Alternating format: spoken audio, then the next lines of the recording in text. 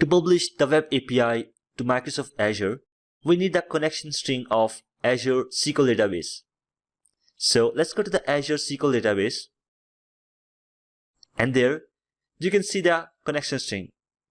We'll use this connection string in our web API project. Let's copy this connection string and switch to the Visual Studio.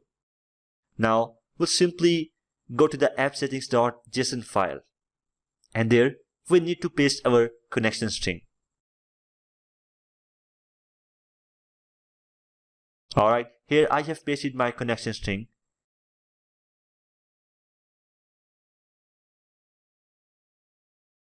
Now make sure to pass the username and password here that you have used when you have created the Azure SQL database.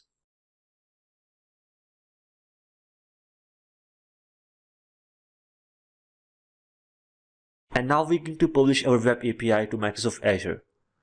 So in order to publish the web API, just right click on the project and click Publish. The Publish option will open the following dialog where we need to import file. Choose the published profile that we have downloaded earlier when we worked with the Azure web application.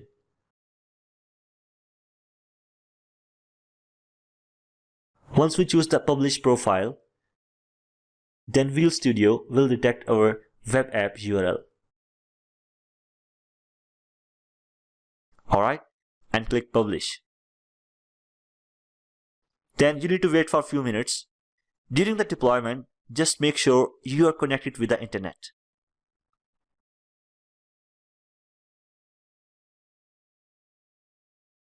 And here we go.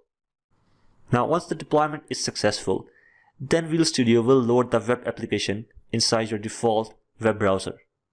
So far, we have published our web API to Microsoft Azure. Now in the next lesson, we will open the SQL tables inside the Microsoft Azure. So I will see you in the next lesson.